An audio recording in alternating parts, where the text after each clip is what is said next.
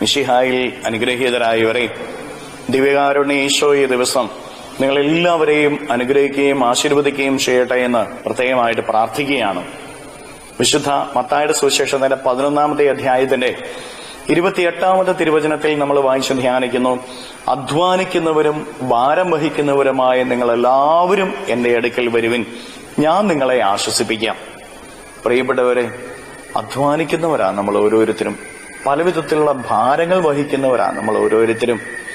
ഈ ലോകത്തിൽ നമ്മുടെ ഭാരങ്ങൾ കുറയ്ക്കാൻ, നമ്മുടെ അധ്വാനത്തെ കുറയ്ക്കാൻ നമ്മൾ എന്തെല്ലാം കാര്യങ്ങളാണ് ചെയ്യുന്നത്. പക്ഷേ അതിന് ഫലം കിട്ടുന്നുണ്ടോ?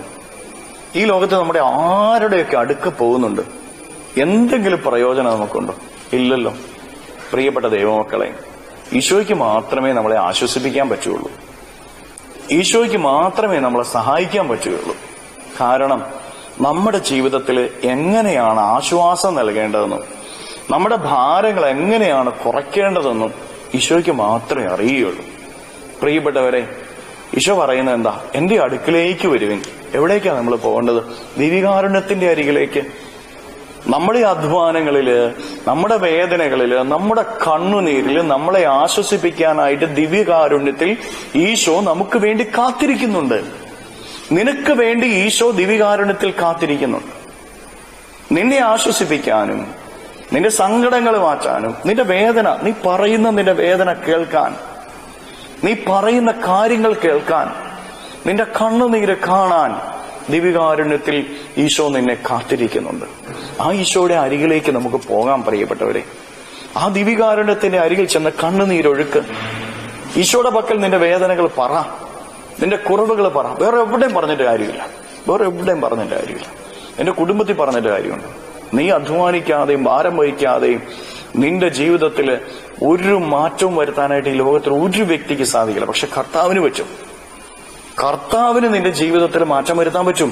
കർത്താവിന് മാത്രമേ മാറ്റം വരുത്താൻ പറ്റുള്ളൂ. കർത്താവിന് മാത്രമേ ആശ്വസിപ്പിക്കാൻ പറ്റത്തുള്ളൂ. ഈശോയ്ക്ക് കൊടുക്കാം നമ്മുടെ ജീവിതത്തെ, നമ്മുടെ സങ്കടങ്ങളെ ഈശോയ്ക്ക് കൊടുക്കാം, ഭാരങ്ങളെ ഈശോയ്ക്ക് കൊടുക്കാം.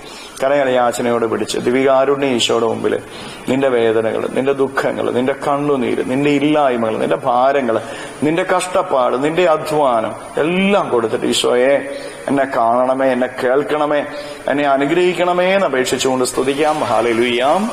ഈശോയെ നന്ദി. Hallelujah, hallelujah, hallelujah, hallelujah, hallelujah, hallelujah. കർത്താവായ ഈശോയെ മക്കളെ ഓരോരുത്തരെയും സമർപ്പിക്കുന്നു. ഇവരെ അനുഗ്രഹിക്കണമേ, ആശീർവദിക്കണമേ. ഇവരുടെ ജീവിതങ്ങളിലേക്ക്, ഇവരുടെ അധ്വാനങ്ങളിലേക്ക്, ഇവരുടെ നൊമ്പരങ്ങളിലേക്ക്, ഇവരുടെ വേദനകളിലേക്ക് അങ്ങ് ഇറങ്ങിച്ചെല്ലണമേ. ഇവരുടെ ജീവിതത്തെ തൊടണമേ, ഇവരുടെ വേദനകളെ തൊടണമേ. കർത്താവെ, ഭയം അകറ്റണമേ, വേദന അകറ്റണമേ. അധ്വാന നിമിഷങ്ങളിൽ അങ്ങ് ഇവരെ സഹായിക്കണമേ. ഇവരുടെ കണ്ണുനീര് തുടച്ചു മാറ്റണമേ. ഇവരുടെ നിലവിളി കേൾക്കണമേ. Hallelujah, hallelujah, hallelujah, hallelujah. കർത്താവായ ഈശോയെ ഈ ദിവ്യകാരുണ്യത്താൽ ആശീർവദിക്കുമ്പോൾ ഇവരിൽ നിന്ന്, ഇവരുടെ ഭവനങ്ങളിൽ നിന്ന്, ഇവരുടെ അധ്വാന മേഖലകളിൽ നിന്ന് സർവ്വ തിന്മകളും ബന്ധനങ്ങളും കെട്ടുകളും പിശാചിന്റെ ഉപദ്രവങ്ങളും നാരകീയ ശക്തിയുടെ പ്രവർത്തനങ്ങളും പൈശാചിക ശക്തിയുടെ പ്രവർത്തനങ്ങളെ ബന്ധിച്ച് നിർവീര്യമാക്കി നരകാഗ്നിയിലേക്ക് അട്ടിപ്പായിക്കുന്നു. എല്ലാ കെട്ടുകളും ഇവരുടെ ജീവിതത്തിൽ നിന്ന് അഴിയട്ടെ എന്ന് കൽപ്പിക്കുന്നു. Hallelujah, hallelujah, hallelujah, hallelujah. നിത്യം പിതാവും പുത്രനും പരിശുദ്ധാത്മാവുമായി സർവേശ്വര എന്നേക്കും. ആമേൻ.